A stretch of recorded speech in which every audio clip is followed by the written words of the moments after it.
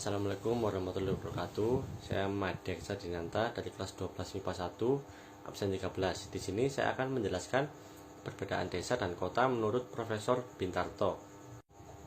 Yaitu pertama, masyarakatnya. Di desa memiliki sifat agraris dan homogen. Agraris yaitu masyarakat yang menggantungkan hidupnya secara ekonomi dan pemenuhan kebutuhannya pada bidang pertanian. Sedangkan homogen cenderung mengikuti gaya hidup dengan watak budaya yang sama.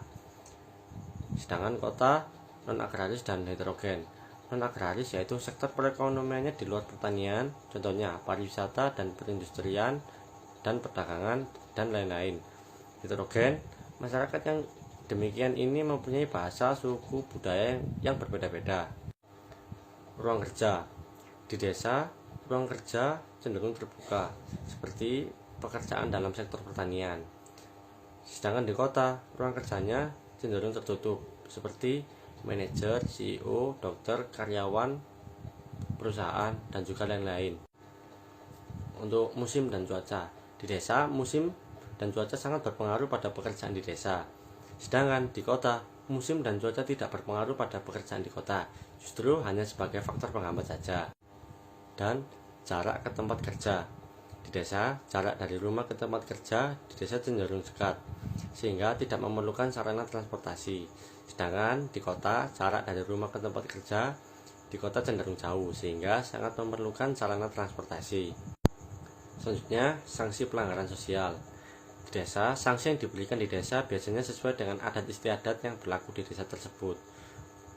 Di kota, sanksi yang diberikan di kota cenderung berpedoman kepada hukum dan undang-undang yang berlaku. Hubungan sosial.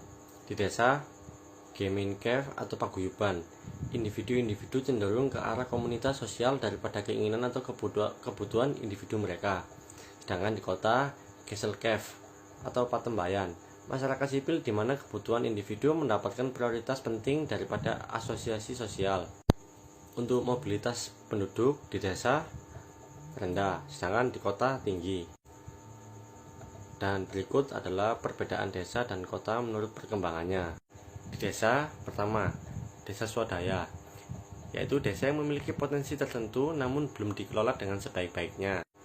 Kemudian, desa swakarya, yaitu peralihan atau transisi dari desa swadaya menuju desa swasembada. Kemudian, desa swasembada, desa yang masyarakatnya telah mampu memanfaatkan dan mengembangkan sumber daya alam dan potensinya. Kemudian kota. 1. Eopolis, yaitu wilayah yang baru berkembang menjadi kota baru. 2. Polis, kota yang masih agraris. 3. Metropolis, yaitu kota yang perekonomiannya bergeser ke industri. 4. Megapolis, yaitu wilayah yang terdiri dari beberapa metropolis yang berdekatan. 5. Tiranopolis, yaitu kota yang hidupnya penuh kerawanan seperti kemacetan dan kriminalitas tinggi. 6. Nekropolis, yaitu kota yang mengalami kemunduran dan seperti kota mati. Kemudian pola keruangan desa dan kota. Menurut Daljuli, bisa dilihat A. Bentuk desa memanjang ke pesisir, dan B. Bentuk desa yang terpusat. Kemudian C. Bentuk desa linear. D. Bentuk desa mengelilingi fasilitas. Kemudian menurut Bintaro, A. Desa memanjang jalan. B. Desa memanjang sungai. C. Desa memanjang pantai. D. Desa memanjang pantai sejajar rel kereta. E. Desa radial. F. Desa tersebar.